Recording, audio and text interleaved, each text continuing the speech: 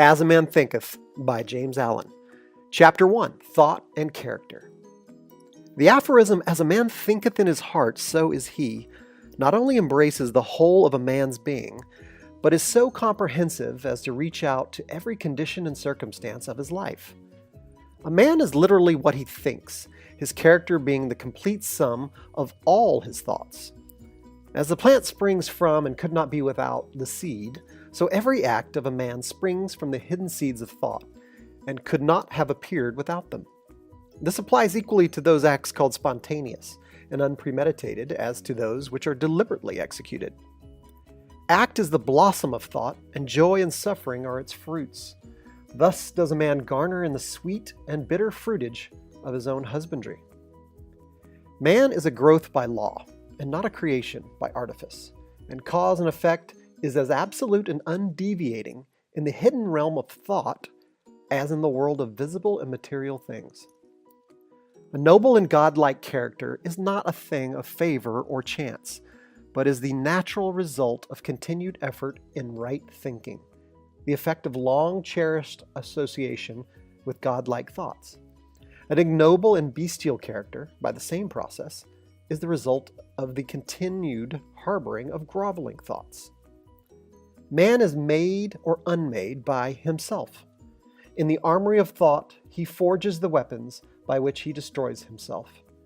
He also fashions the tools with which he builds for himself heavenly mansions of joy and strength and peace.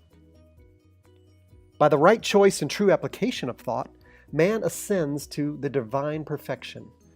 By the abuse and wrong application of thought, he descends below the level of the beast.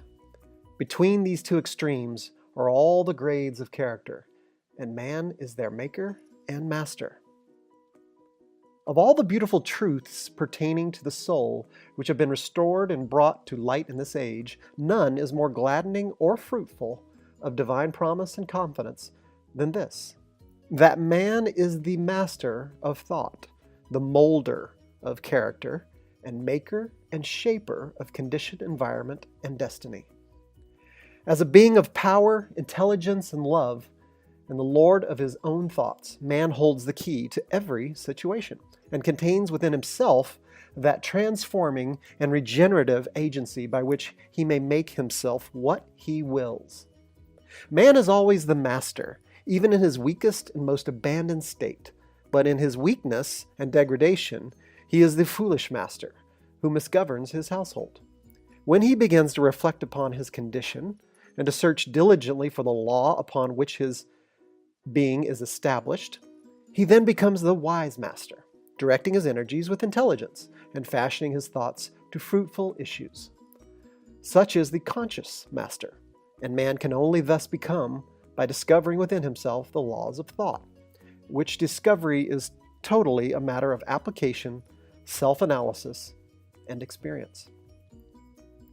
Only by much searching and mining are gold and diamonds obtained, and man can find every truth connected with his being if he will dig deep into the mine of his soul, and that he is the maker of his character, the molder of his life, and the builder of his destiny. He may unerringly prove if he will watch, control, and alter his thoughts, tracing their effects upon himself, upon others, and upon his life and circumstances, linking cause and effect by patient practice and investigation, and in utilizing his every experience, even to the most trivial, everyday occurrence, as a means of attaining that knowledge of himself, which is understanding, wisdom, and power. In this direction, as in no other, is the law absolute, that he that seeketh findeth, and to him that knocketh it shall be opened. For only by patience, practice, and ceaseless importunity can a man enter the door of the temple of knowledge.